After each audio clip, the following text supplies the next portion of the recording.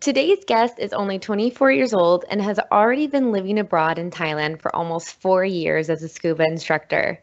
In this time, he's been able to travel all around Southeast Asia, including the Philippines, Cambodia, and Vietnam. We've had a couple guests on our show that's lived in Thailand, but none who has worked as a scuba instructor. I think we'll all look forward to hearing more about your experience. Thanks so much for joining us today, Noah Adet. No worries. Good to be here. Right on. Um, I have interviewed your sister Chandler about her experience and where, her desire kind of stemmed from and her experience about being an English teacher. I'm kind of wondering what was the process like for you, or not just process, but like where did your desire come from going abroad? My desire going abroad was just growing up in like small town, wanted to get out of it. I started off first moving out of there, then to Hawaii, and then once I was in Hawaii, I just wanted to get out more. And my sister Chandler was living in Thailand already, so I figured it'd be a nice place to go. Southeast Asia, it's a beautiful place, it's a cheap place. So I came out here, was traveling. I knew that whenever I was coming into Bangkok, I would have a place to stay. I could see her and things like that. Um, and yeah, that's basically what brought me out to start traveling and living abroad.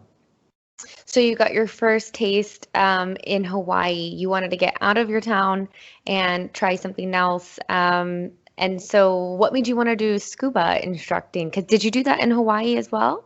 Yeah, that's where I did my dive master and instructor training. Uh-huh. Um, yeah, I got certified pretty young. I was only like 12 or 13. But one Wow. of my first dives, potted dolphins came by me and my instructor. And then after that, I was like, I don't really want to do anything else. So then, yeah, I was lucky to know what I wanted to do from an earlier age. And Mm-hmm. I just slowly worked and progressed to be able to reach being a dive instructor.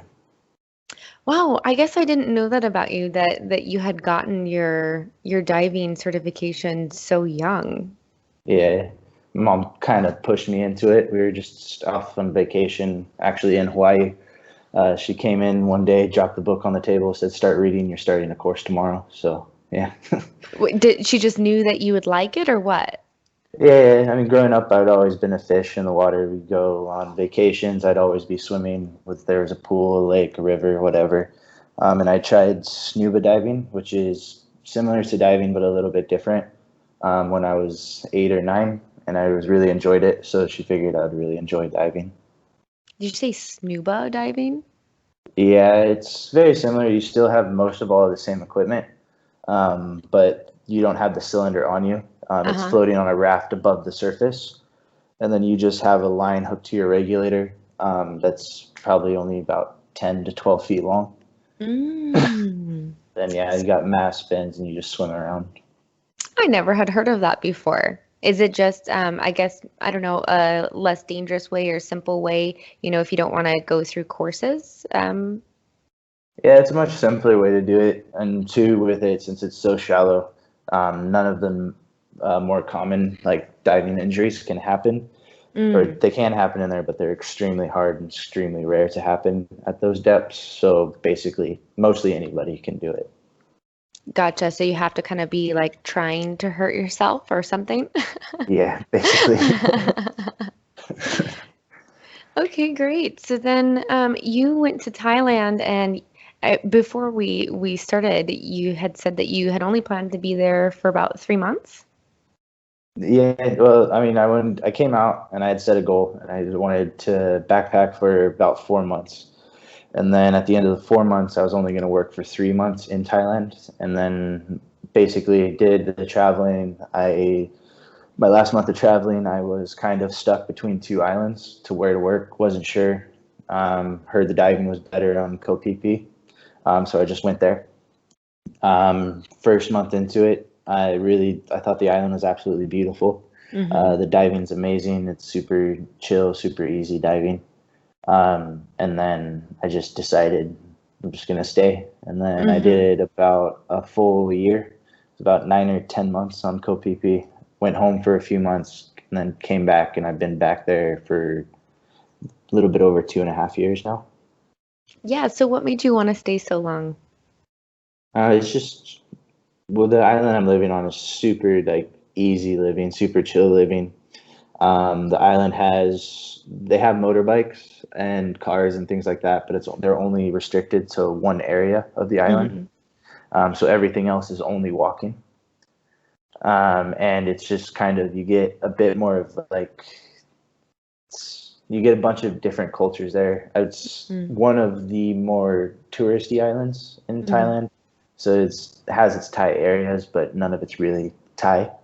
But you're getting a bunch of different cultures. There's like a bunch of Brazilians that are there, a bunch of like Italians, quite a few Americans, English people, and things like that. So it's a nice big a melting pot on a tiny island. And they're all living there? Most of them, yeah. We get like, for me, like the guy that I work for, the owner of the company, he's Scottish. My managers are Swedish and English. Hmm. There's one dive shop in specific, which is mostly like Brazilians.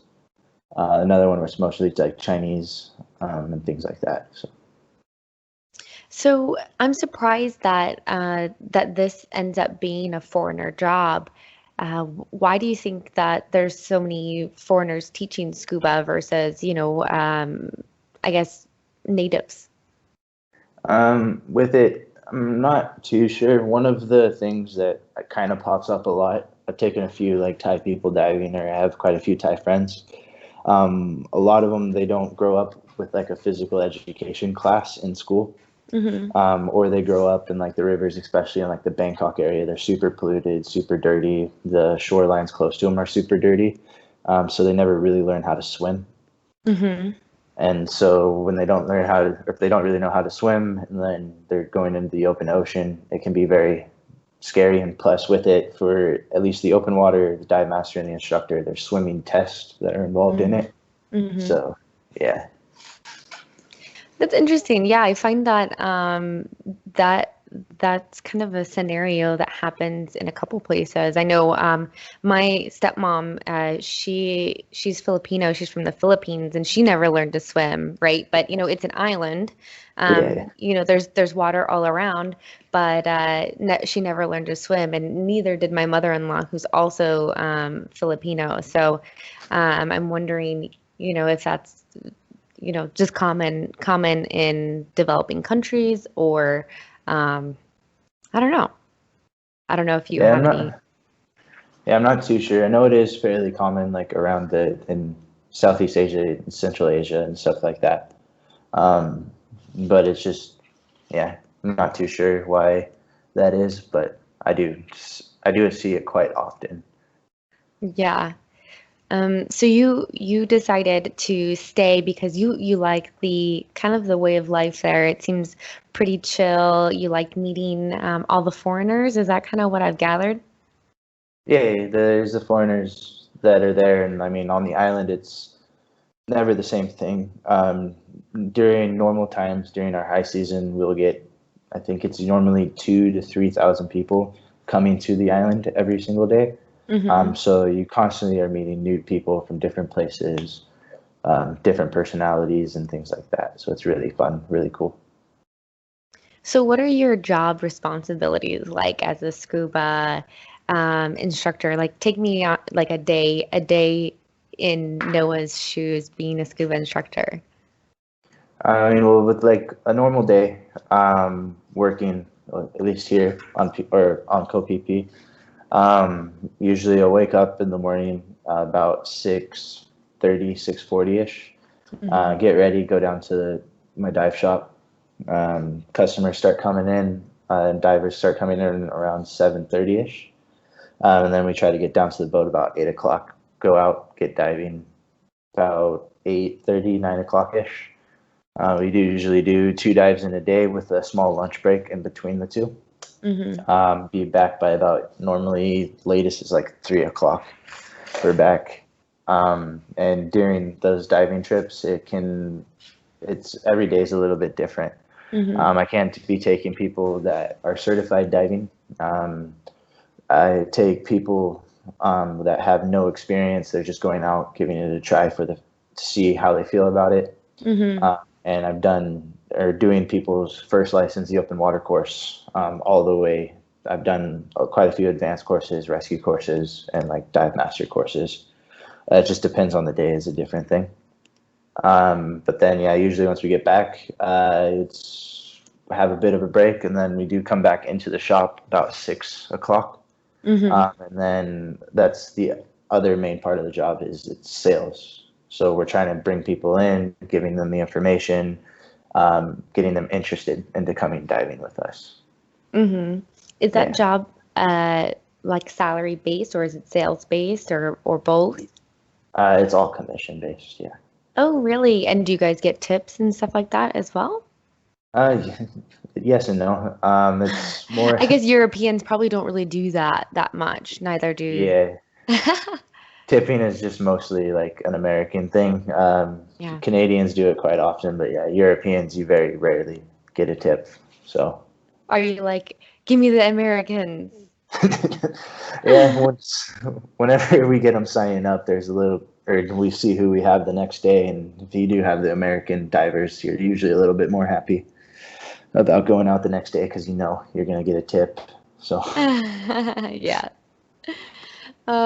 So do you get sick of diving, right? It seems like it would be a beautiful experience, and I know people, whenever they go on vacation, um, it seems like something that people want to try. If you do it every day, does it get old? not really, no. I mean, with it, it's the like during our low season here, that's kind of the only time where I start to feel a little bit more like I'm banging my head against the wall. Mm-hmm. But that's just because the weather gets bad, and basically we're only limited to 2 dive sites, and we're only doing those 2 dive sites for 5, 6 months straight. Mm-hmm. Um, but I mean, with it, it's like I was saying, every single day, we're mostly doing something different from people with just fresh out of their certification, only 4 dives, to people Mm-hmm. with thousands of dives, people that have never even been in a pool before, going out diving in the open ocean, Mm-hmm. and things like that. So it's a bit different experience every single day. So it's same dive sites and stuff like that, but it's always the people that make or keep it interesting. Yeah, that makes sense. Yeah, And do you see sharks out there? yeah, we see them out there. The most common is just like black-toed reef sharks, not dangerous, kind of like a big puppy dog of the sea. Is that right? Because do they actually like look like sharks? Yeah, I would freak. Honestly, I don't like oceans in general. I'm not the biggest like saltwater fan, nor do I like sand that much. I feel like I'm always itchy afterwards. But like there being sharks in that water makes me like triple times not want to go in. Were no, you I ever mean, afraid? no, I mean, like here, like I said, the sharks aren't dangerous to anything. Um, with them, they're curious. They come and check you out, but we're a lot bigger than them. We look funny. We're making a lot of noise, so then they just kind of go away. When I was working in Hawaii, I dived with a lot bigger sharks. Like Yeah. I dived with a tiger shark a couple times, hammerheads quite a lot. But again, it's the same thing. They're bigger than us, but they're not interested in us. It's more like for surfers and things like that that are up on the surface, flapping around, looking like a seal, rather than Yeah. us when we're down there. So, So were you ever scared or no? nah. Tiger shark, one of the first tiger sharks I seen, it was scary. That was just Yeah. because it was super clear water, and then there was just like a big murk line. So Yeah. basically, it went from like you had 30, 40 foot visibility, and then there's a wall. And inside Yeah. that wall, it was maybe 2 feet of visibility. And basically, I was kind of swimming towards that area, and then I just seen its outline at first, his silhouette, and yeah, freaked me out a little bit. And then he came out, saw us, and then just took off. Oh my God. You're so calm talking about it, but I'm inside like dying. Like my eyes are starting to tear. I'm like, oh, this is so scary. No, I mean, the only thing that I've ever been bitten by is like Nemo's clownfish. What? They bite? Yeah. Yeah, they're very What? territorial. So, I mean, you see their and enemies get a little bit too close, they'll come out and they bite you. But they're Uh, only fully grown, maybe 3 inches long. They have no Yeah. teeth, so Uh-huh. it's more like somebody's just pinching you. Does it Yeah, actually hurt, or is it kind of like a gecko, like you let a gecko bite you and it's like, eh. yeah. Basically, it's just like your siblings pinching you when you're growing up. It's irritating, but it doesn't actually hurt. That's so funny. Yeah. I feel like that, even though you ideally wouldn't want to get bit by anything, getting bit by a clownfish seems pretty comical. Yeah. No, it's real funny too, especially if they will see their reflections in your mask, Uh-huh. or like on your dive computer, and they'll think it's another fish. Uh-huh. So they'll just start attacking. Like I've had them bouncing against my mask because they thought there was another fish there, or against my wrist on my dive computer, thinking again another fish. Oh my gosh, that's hilarious. Do you ever catch any of that like on camera? No, but I mean, like we get people. I think I actually do have one photo where the Nemo is basically in the palm of my hand because he just bit me. Um, but yeah, like you can see like a lot of photos of them when the photographer gets close, and you'll see the fish. It looks like it's just right there. It's Mm-hmm. because they're just sitting there holding down the clicker, and basically a lot of times it'll just bounce off the lens because it sees its own reflection. Oh my gosh. Really wasn't expecting this funny of a story. Um, it makes me want to dive even though there's sharks, but I don't know if I'll go that far ever. I mean, if you're afraid of sharks, you can always do it in a pool. So, But then you won't get to see all the cool wildlife and everything like I mean, that. sometimes they put a nice painting up on the wall, so it's like you're there. But Stop. What's your favorite thing about being out in the water in the ocean? I mean, with diving, it's like there's a lot of things that go into it when you're learning about it. It sounds scary, but that's just because basically to go out diving, you need to know what could happen. But it's meditative. It's usually between 45 minutes to an hour where you're just down there.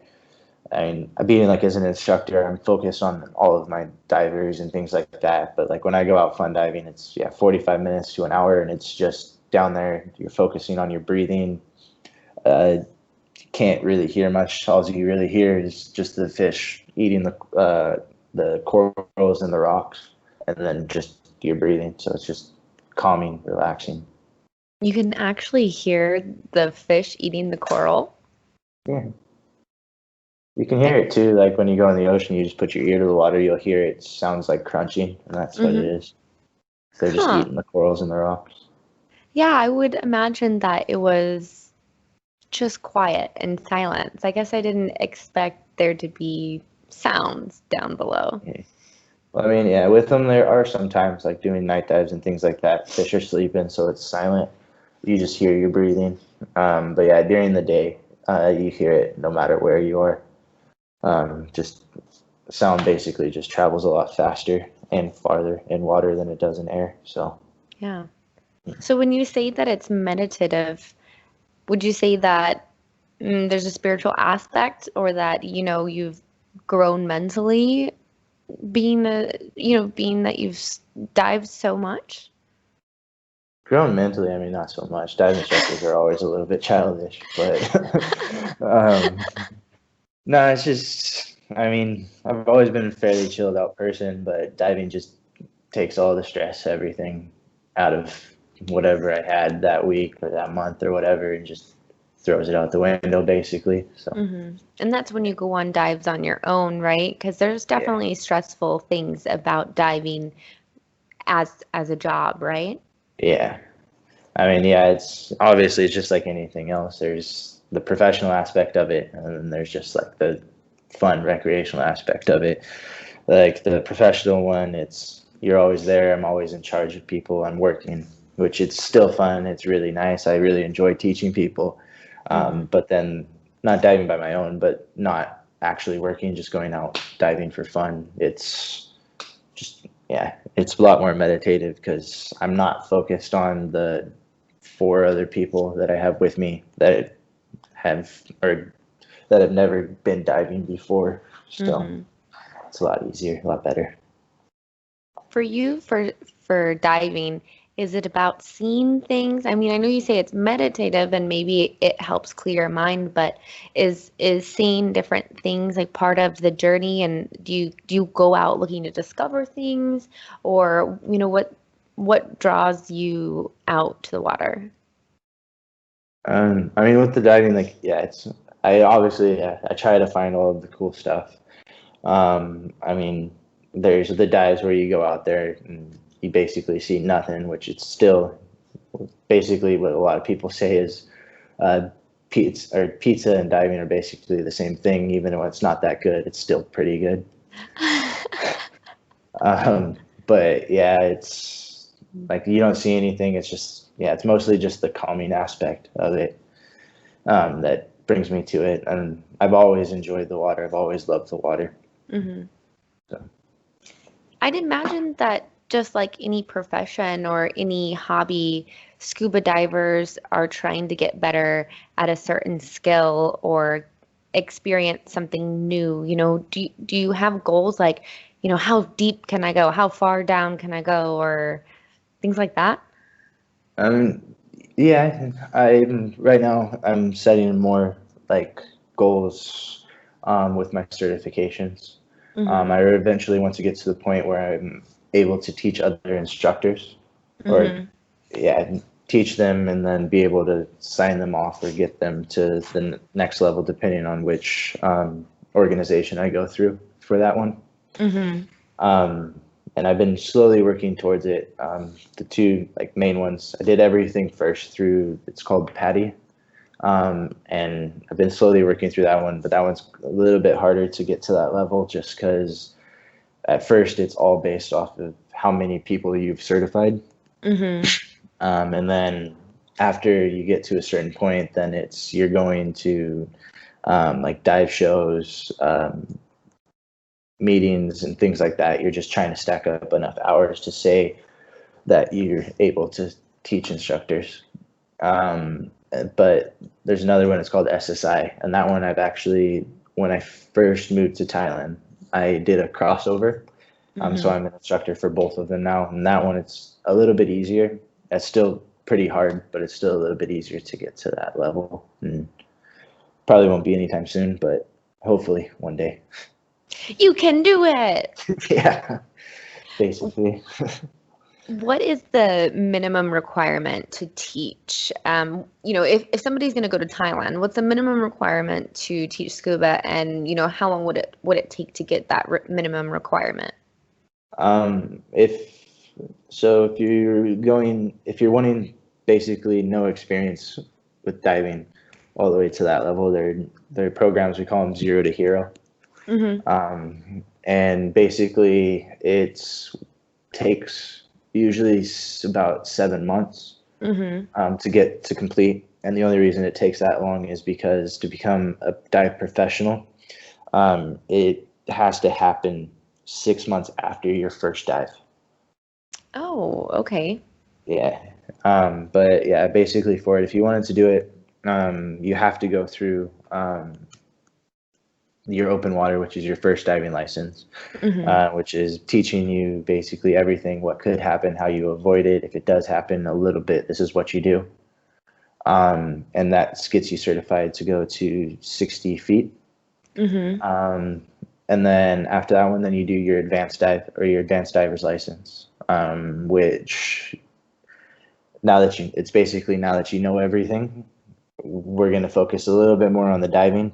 And we're just going to try to get some of your skills down. So like your buoyancy. So you're not, or we always want to be what's called neutrally buoyant. So you're not positive, so you're floating, or negative, so you're dragging across the bottom completely sunk. Mm-hmm. You want to be right in that middle column. So we get working on that. We also get working on navigation skills using a compass, using national navigation. Your deep dive, which we take you to 100 feet. Mm-hmm. Usually we'll do like a night dive as well and a wreck dive. Mm-hmm. But after that one, then you're certified to 100 feet. And then you have to do your rescue course, which is saying, or it's basically going through like it's a first aid and a rescue diving course. So it's one day we're just going through all or most of medical diving emergencies, medical emergencies, teaching them CPR, how to administer oxygen, do an AED, and things like that.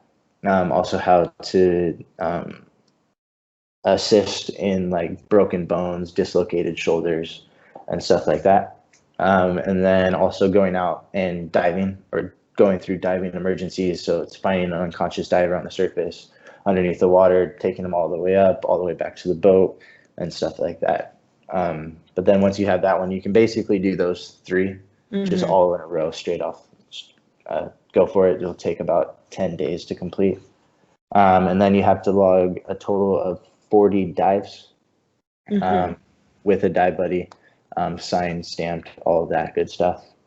And then you just have to have 40 of them to start your dive master course, but you have to have 60 dives to finish it. And then when you do your instructor, again, it depends on which organization. I did the full thing with Patty, so it's a little bit easier for me to explain.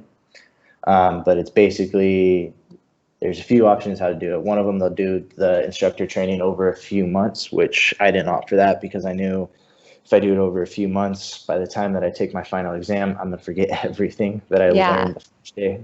Know yourself, right? Yeah. So I did my my instructor development course in 9 days straight. And then just right after that, you do what's called your IE, your instructor's exam, where somebody from actually Patty comes, and then they do, it's 2 days. One of them is you're doing presentations. It's presentations. It's a little bit, you have to show them like you're trying to sell something. And then a test. And then the next day you're going out and you're doing practical application. So you're actually diving, you're showing them, you're doing parts of each of the course. Just showing them how you would teach it, and they're making sure that you're doing it properly. And then the examiner either says yay or nay. And then as long as you passed everything, it's a point system. So it's anything from 0 to 5 points. As long as you've gotten, I think it's 75%, 80%, you're good to go. Okay, what are the upfront costs for something like that? I know, there's probably many places that you can do it, and the prices probably vary depending on, whether you're going to a place like Thailand or if you're getting your certification in the US, that sort of thing. Yeah, it's hard to range. Again, it bases on where you do it. Thailand is one of the cheapest places to do it in the world, to do your open water, most of your certifications. The open water, the first license usually ranges from anywhere from about $300 all the way up to $500-600. The advanced course, that one's usually about $300-350. Rescue course, that one is a bit more expensive just because it is technically 2 courses. That one's usually about $400-500, somewhere around there. Again, depending on where you do it. I did mine in Washington State, and I think it was quite a bit more. I think it was about $600 or $700. And then your dive master, that one, it's I think it's $1,100 or $1,200. And then the instructor course is $3,500. Whoa, I wasn't expecting that one. Yeah, with it though, there's certain programs that you can do it with. For me, I wanted just to pay it out front, just because I'd heard horror stories from people doing them through the internships. Just because a lot of times with the internships, they say, yeah, okay, we'll do this for you, but you're signing a contract that's, we do all your training for free. You maybe have to pay for your books, which is for the instructor or the dive master and the instructor, which I believe is both of them together would be about $500 just for the books. But then they'll teach you everything, but then they're like, okay, but now you have to work for us for 6 months without any pay. Indentured servant. Just a bit. Gotcha. So, I was kind of following your numbers, and it sounds about it's about $5,000 after the fact. So I think you said like, I don't know, I think you said like 400 up to 800, 400, 500, 3,500 or something like that. And then, it kind of equals about 5,000, would you say? Yeah, give or take, but yeah, about 5,000. Wow. Wow. So there is a way that you could do an internship and the cost would be much lower, but then you might end up taking a lot longer of to to start actually making money. Yeah, yeah, with it, like, so, yeah, it takes a bit longer. Like I was saying, there's a few, even like on PP, there's a few dive shops that do it, but then once you're done with it, you have to work for them for 6 months. Mm-hmm. And basically what they'll do is they'll get one of your credit card numbers or something like that. So if you just decide, no, I'm not going to do it, you leave, they'll instantly charge you the entire Mm-hmm. price of what you own. Which again, you're signing a contract. So, but like for my dive shop, we don't do that. We do an internship, but it's not free. Mm-hmm. Basically just it's, hey, if you come and work for us working as a sales staff, Mm-hmm. we'll do your dive master training for 50% off. Yeah. Then you're doing all of that. You're diving for free. You're doing the course for a lot cheaper. Since you're working as a sales staff too, you're making that commission coming in. So even though you got to spend that money right up front, you're still pulling money in. So So what would you say are the best parts and the challenges of living and working in Thailand? I mean, the best part is it's Thailand's just an easy place, super chill place to be. Mm-hmm. Um, but yeah, with like working in it, the hardest part it'd be the visas. Mm-hmm. Okay. Uh, yeah, I did. Yeah, basically, I'm on my third passport since I've been here. Uh-huh. Uh, that's just Passport, because not visa? passport. Yeah. Whoa. So you just keep filling them out. Yeah, well, yeah. Now it's a little bit different. When I first got here, it was a bit more relaxed in the area that I was with like the immigration and stuff like that. I was here on just a tourist visa, and then basically with it, I'd apply for it outside of the country, get it, come back, and then I can do an extension. So I basically get 90 days in country. Mm-hmm. But then every 90 days, we would end up doing a visa run, Mm-hmm. going normally to Malaysia just because it was the closest land border for us. Sure. Yeah, and go there 4 or 5 days, get a new one, come back. But then well, my first passport did fill up, but I did start getting questioned coming back across the border just because I had 4 of those visas. Uh-huh. Um, and then when I came back again after I was here for just over a year, I got a red stamp in my passport, which basically on the visa itself, it said this visitor has entered and left and exited Thailand X amount or so many times on just tourist visas, Yeah. and that I can try to apply for another tourist visa, but they'll probably deny me on the spot. Mm-hmm. So yeah, I went back home to get a new passport again, and then now I'm on my work permit. So you could just go around it by getting another passport. It's not like they have a computer system where it shows them like, hey, this guy's been here too long. They do, but like with it, like when you're coming in here, you're coming into either Phuket Airport or the Bangkok Airport, the BKK, which are some of the busiest airports in the world. Mm-hmm. Basically, I mean, if you ever go through it, it sucks, but you're sitting in just lines just to go through immigration for hour and a half, 2 hours, Mm-hmm. something like that sometimes. So they'll scan it. I've been questioned quite a few times. I've said some stupid answers just to get Mm-hmm. through. Yeah. But they usually are just trying to kind of rush you through when you're going through the busier airports. So Mm-hmm. less likely. The last time when I went and got a new passport and then I came back, they did pull me into a back room and I got questioned for about 45, 50 minutes, something like that. But it's, again, my sister lives here, so I was just kind of just told them that I just or travel around Asia, and my Visit sister her. lives in Bangkok, yeah, to visit her quite a lot. Mm-hmm. So yeah, That makes it easier. And she's got, she's all legal with her teaching English and everything. So kind of makes it hard to refute, I feel like. yeah, just a bit, and two with it like. Well, a lot of times I just tell them like I'm traveling around, or I've been traveling around Southeast Asia, and just like I use kind of Thailand as a home base because she's here, and then I have pictures from when I was in Cambodia and Vietnam and the Philippines, and I'll just show them the pictures, and they're like, okay, I just don't show them the dates that the picture was taken Right, because that right. was like 4 years ago. Oh my gosh. Um, but yeah, usually I show them that they kind of talk to each other for a bit and then just let me through. So. One time I did, they questioned me, wasn't ready for it.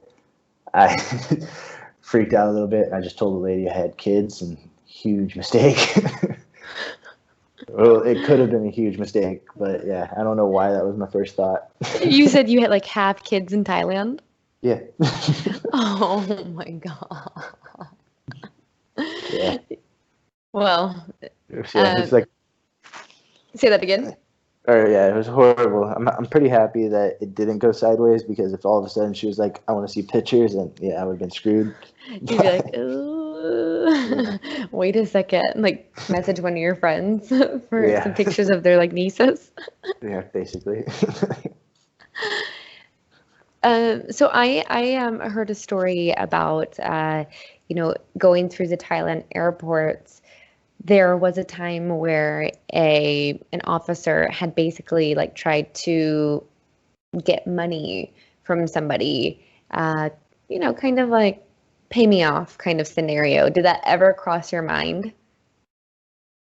I mean, I've heard of the stories of police officers asking for bribes and stuff like that. Yeah. I've never done it. Too with it, Thailand, like in the last few years, have tried to crack down on that. Uh-huh. Like when I first got here, my first year here, it was basically you give them your passport, you give them 300 baht in the passport, which is like $10. Yeah. They don't ask you any questions; they just stamp you in, and this is on the land border Uh-huh. between Thailand and Malaysia. But now, actually, when you're going through that same border, right above the immigration officer's window, it says "No tips allowed." So, I wonder, I'm sure people will still try and do it, huh? yeah, probably for sure. That's funny that that was a thing. Um, so the visa issue was the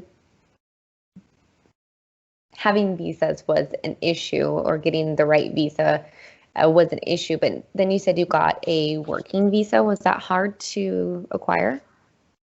It's not hard to acquire. It's just a process, and it's pretty expensive.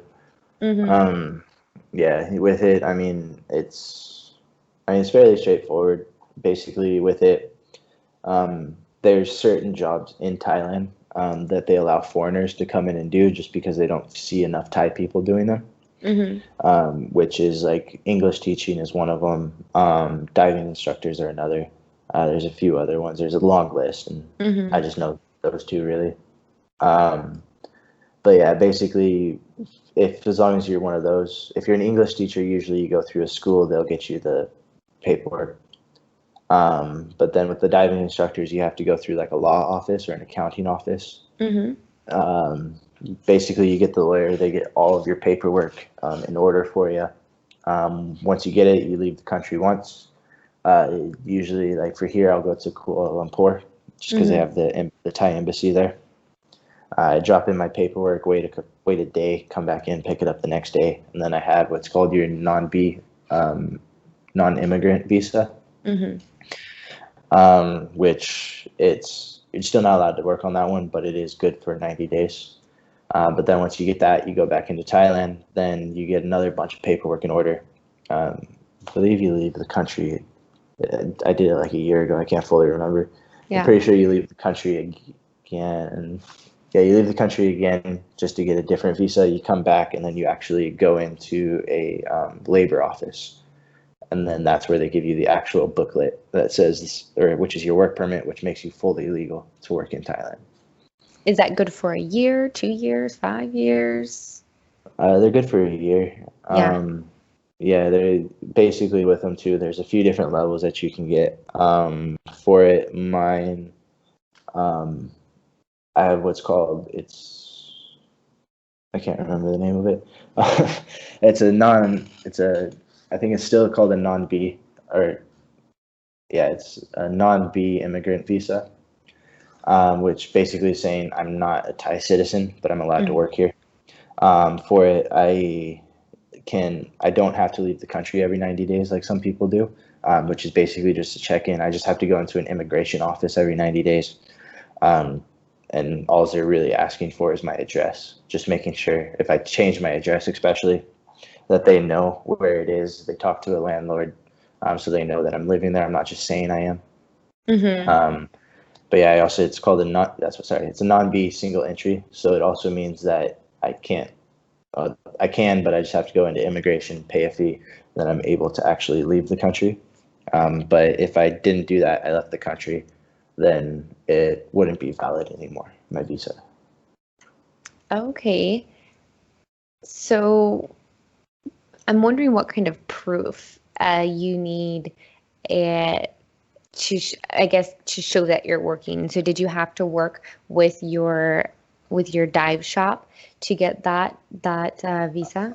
No, basically what they do for dive instructors, just because there's so many dive shops there, and for a company to give out a work permit to a foreigner in Thailand, they have to have X amount of Thai people working for them. Mm-hmm. And we don't have very many Thai people. We have like or between 6 or 9. Basically, yeah, my boss is able to give out 3 work permits. One of them's for him. One of them's for a guy that's been working with him for 20 years. Mm-hmm. And another one normally goes to the manager. So I wasn't able to get one through him. So basically, when you go through the lawyer, they set up kind of sort of a fake company for you. Like you can choose the name, the logos, and stuff like that. So it looks fairly legit. Oh my But gosh. yeah, and then I basically set it up to where it just says I'm like sharing the storefront with the dive center, which they Uh-huh. never fully check. And Thailand just passed a law, I think 4 or 5 months ago, or Uh-huh. no, longer than that. Sorry, it was like 8 or 9 months ago, which just said basically if you have your work permit, now you're able to work in any province in Thailand, where it used to be the work permit was set specifically just for one province.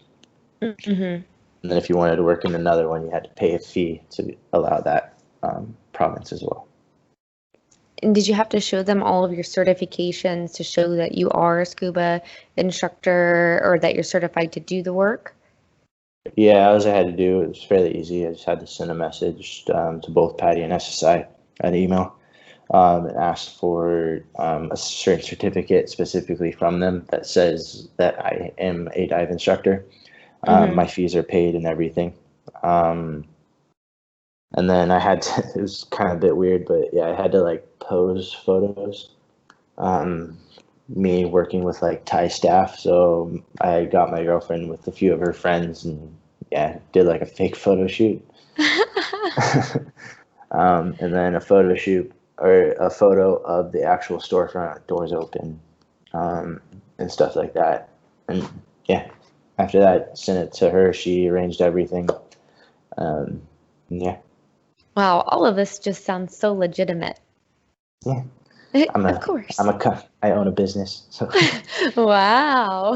yeah, I don't know the name of it, but I own one. So You own it. Right. yeah. That's the main point. So how much was it? You said it was expensive or kind of expensive. What does that mean as far as money? Yeah. So I mean, all in all, for the visa that I got, it ended up being it was 60,000 baht, which is about 2 grand, Uh-huh. including my flights and stay in Malaysia. And then also I have to pay taxes every month, Mm-hmm. which is Normally, without the whole situation going on right now, it is 8,000 bucks, like 250 or 220, $250, something like that. Mm-hmm. But now, just because with everything going on, I pay 2,000, which is like 60, $70. $200 to $250 kind of seems like a lot for Thailand. Yeah, but it's just again, it's so there's I did have the other one before, but with the COVID situation outbreak and Thailand closing their borders, basically I my visa was expiring like a week after they did that. So I sent it in and then I paid the extra money to get it upgraded. Mm-hmm. Because before, when I wasn't the actual like director of the company, I was just like, it literally just said in my thing that I was employee.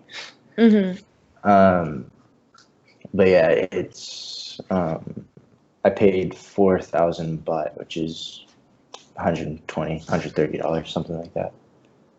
Yeah. So how hard would it be for, maybe somebody wants to live in Thailand for a year, and they don't have any scuba, they don't have any scuba experience. How hard would it be to find a company that would still,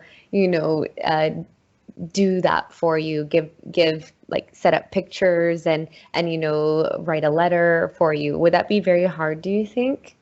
It's not too hard, especially if you go in like the southern or south where there's a lot of foreigners coming in, Mm-hmm. working and things like that. The lady that I work with, I know that she just all of my friends that have work permits, she's basically done it for them. Mm-hmm. Super easy. Again, it depends on what you're doing, if it's on that list. But I mean, if you're just coming out for a year, you're not really planning on if you're not planning on working or anything, Yeah. or if you're just planning on like doing courses, you can do that fully on just a tourist visa. Yeah. Okay. Just come in 90 days, leave for a week, come in 90 days, leave for a week. As long as Yeah. you're not doing it for 4 years, they won't think something's funny.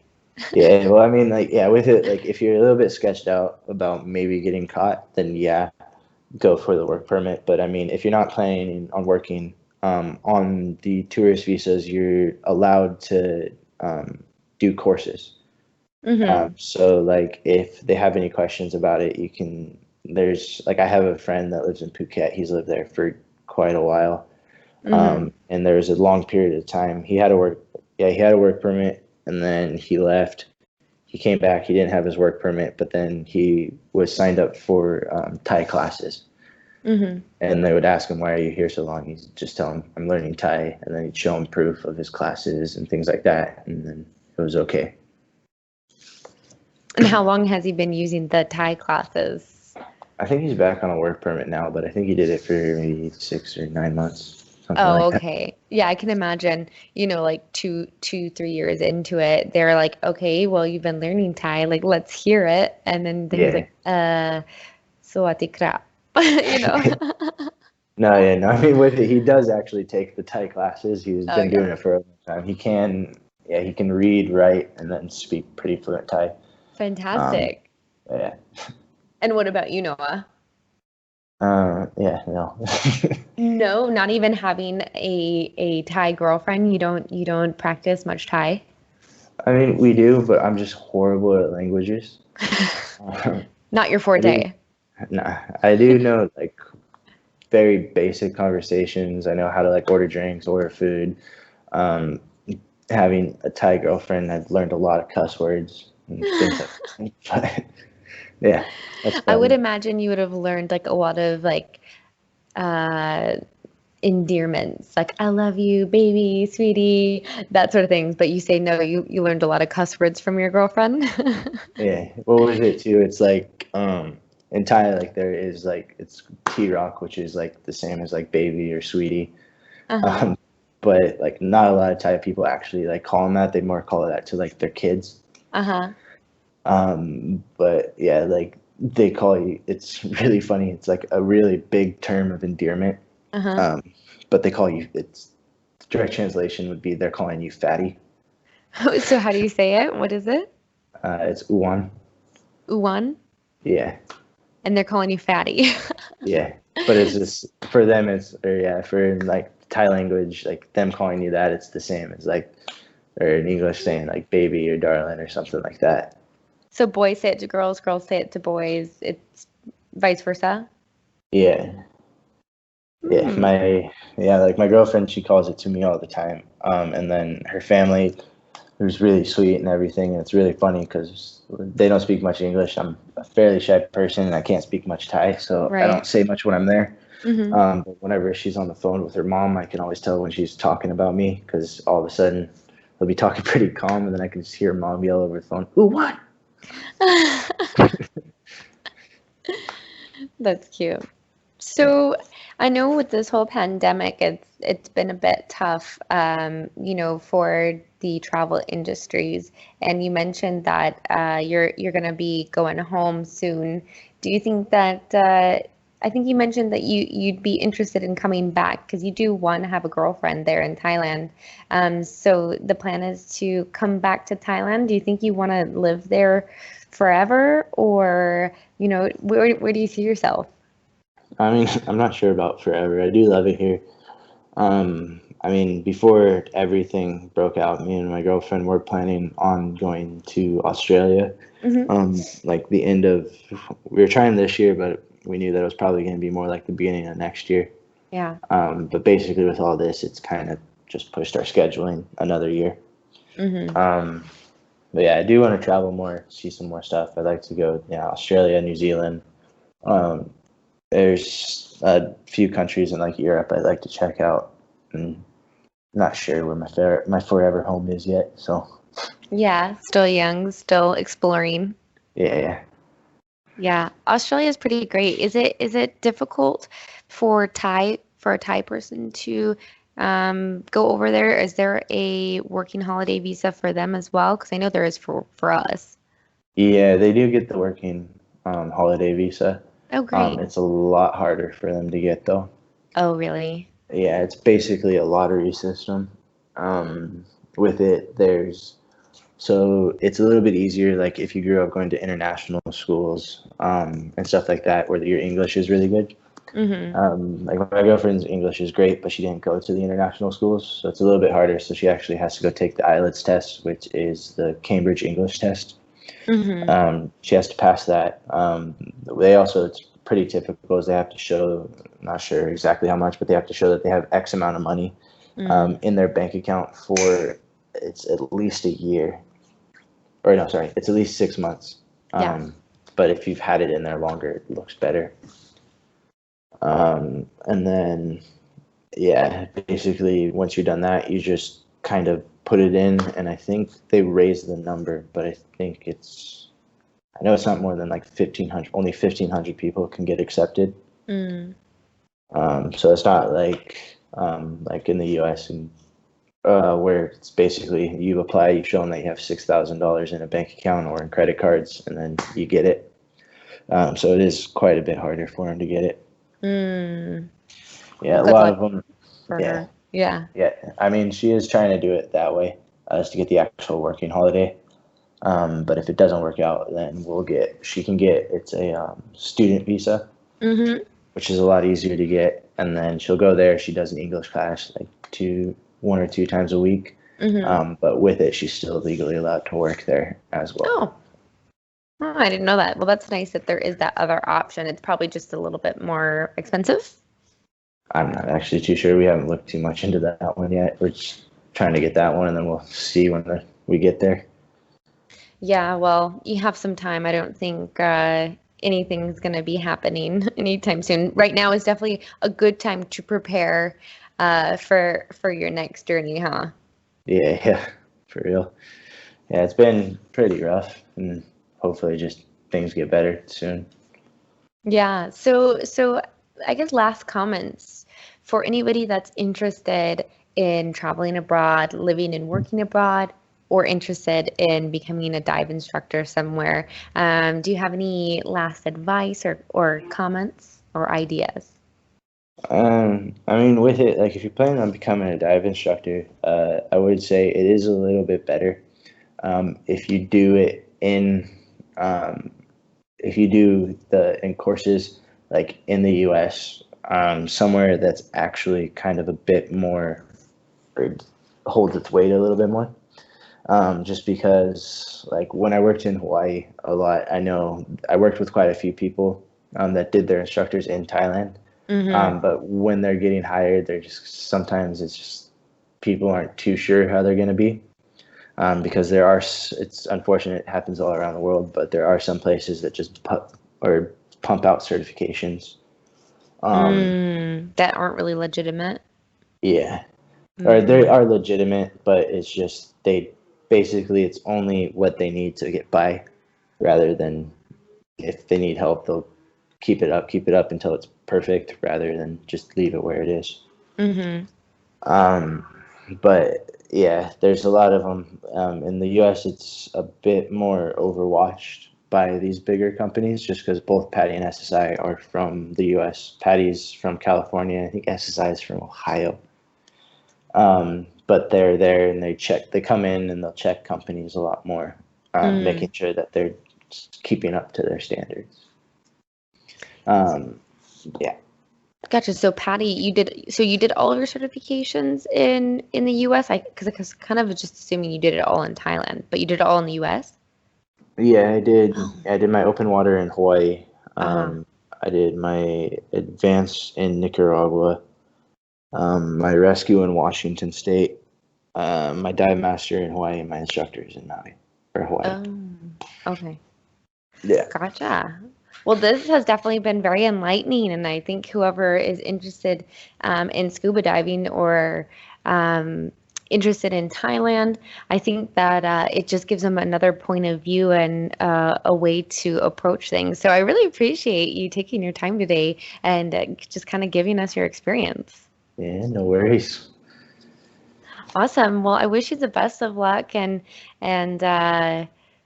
exciting adventures for your future, especially, with so much unknown. I really hope that whatever happens, you enjoy it. Yeah, well, thank you for that. Yeah, and hope the same to you as well. Oh, thank you. Okay, well, we'll be in touch. Thank you so much, Noah, for being on today. Yeah, no worries. See ya.